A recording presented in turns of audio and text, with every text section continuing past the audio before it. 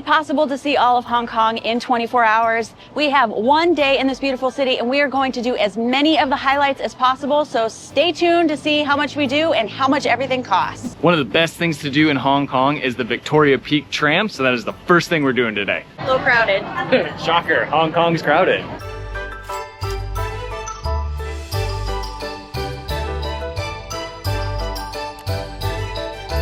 What's at the top of the Victoria Peak Tram was not what I was expecting at all. It is a multi-level shopping mall that has a bubblegum shrimp in it, if that tells you what kind of place it is. And then you can go up to Sky 428, which is a whole like rooftop thing. It's a separate ticket from the Victoria Peak Tram, which you can buy them as a combo. Very overstimulating. Hopefully we can get out there in a break in the rain.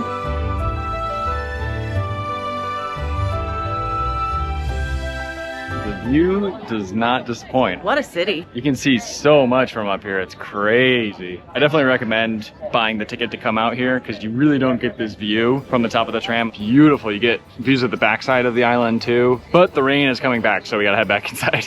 Obviously, one of the best things to do in Hong Kong is eat a lot of really great food. The most famous place to get Hong Kong wonton noodles is called Max Noodle. There's one right next to the Peak Tram, so I guess we're gonna head there. So we kind of panic ordered. Luckily, they have some combos. One of them is the wonton noodle soup, which is what they're most famous for. We also got some shrimp and pork dumplings, Chinese broccoli. They gave us some tea. I'm excited.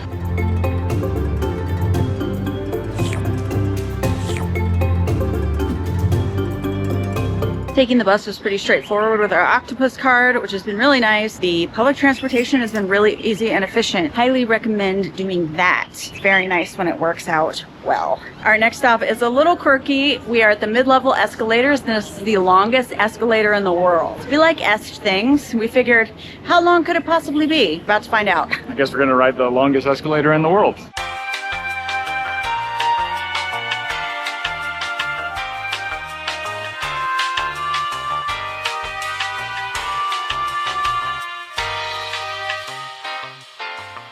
So it's definitely more of a set of escalators than one continuous escalator, but we'll still count it as the longest one in the world. They only go in one direction. In the morning, they will go down to help commuters, and then from 10:30 on until the evening, it goes up.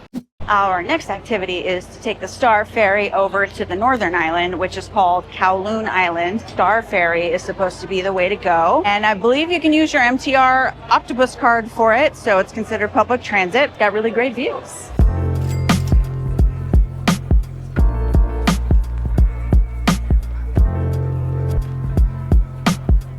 Made it to the other side. It is pretty crazy over here. A lot more people. It's a little overwhelming.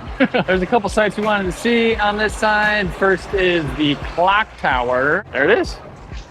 When we walked over to the clock tower, we saw that there's this tiny little truck that says Mr. Softy, and it had a line that's like 50 people deep. We're suckers for soft serve ice cream, so we're like, what better way to beat this heat and humidity than to get some soft serve? And if the line is this long, you know that it's good. I'm so excited right now. Melting quickly. That's good. Yeah, super good. Nice little sweet treat. Yep. Isn't that exactly what you said you wanted? It is. I was like, you know what? I need some sugar. Keep me going. The heat is a lot. We found out that it is a Hong Kong public holiday today, so it is quite crowded. How does this always happen to us where we come to a place? Yeah, we never planned to come during a public holiday, but it always does seem to happen that way. At least it's not like 12 million degrees right now. I think we're too old to do 24 hours in a place anymore. Like, I need to spread out. At the Hollywood Walk of Fame, they have the stars on the ground where they will put their hands. Here, they have on the railing the handprints of all the different famous actors in Hong Kong. A little different, but kind of the same. We've been hunkering down at a Starbucks for like the last half hour because it's been raining pretty good. It's been fine all day, but we hit a pocket of some pretty heavy rain.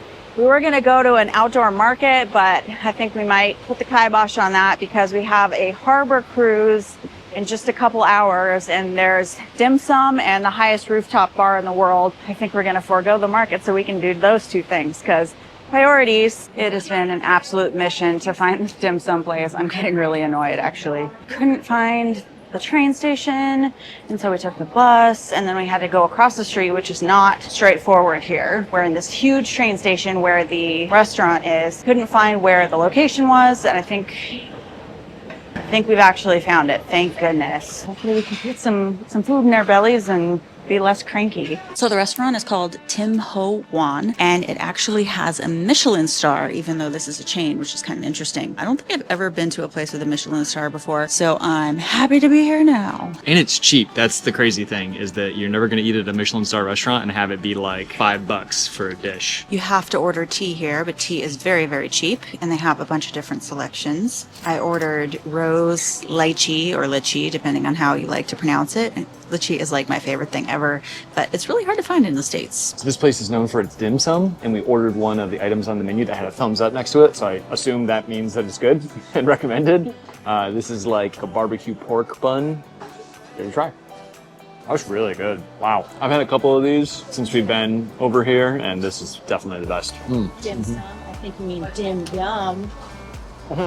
I am much less annoyed because this food is incredible. We also ordered some fried noodles, shrimp and pork dumplings, and some spring rolls, and they're all absolutely delightful. Ho Wan for the win. Wan for the win. We have a sunset harbor cruise that we're going to embark on.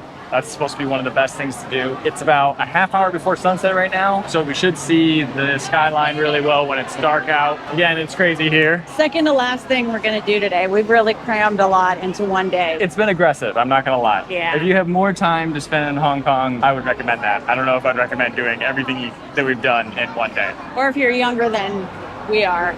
We're on our boat ready for our cruise. There's unlimited drinks on this one. I'm sure unlimited for us is like maybe 2. Very tired after today, but this will be nice to just chill for a while. There's a nice breeze, it's not so hot anymore, and we get to see the beautiful lights.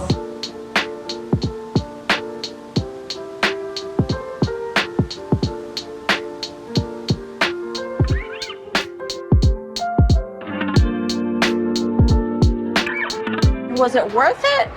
It was pretty cool, actually. Cruising around the bay and getting the view of the skyline was probably the best part. And now we are headed to our last thing of the day. We debated on whether or not we wanted to do this. We're gonna go to the highest rooftop bar in the world, which is at the Ritz-Carlton. We almost didn't do it, but we're gonna rally and go since we're seeing how much we can do in one day in Hong Kong. And then we're gonna go and be dead for like 2 days. It is a Tuesday night, so they allowed us to walk in. I probably would suggest making reservations. I'm really excited that they just let us in. It's 118 floors up. It's called Ozone, which is really funny, but we're gonna get a couple overpriced drinks so we can say we've been in the highest rooftop bar in the world. How much is my drink? Like $20. This place is definitely vibey. Like, I do not feel cool enough to be here. On a Tuesday night, though, I think that it's fine. It definitely feels like it belongs in a Ritz-Carlton. I don't know, I really like it. They've got a lot of like plants hanging from the ceiling, very hip.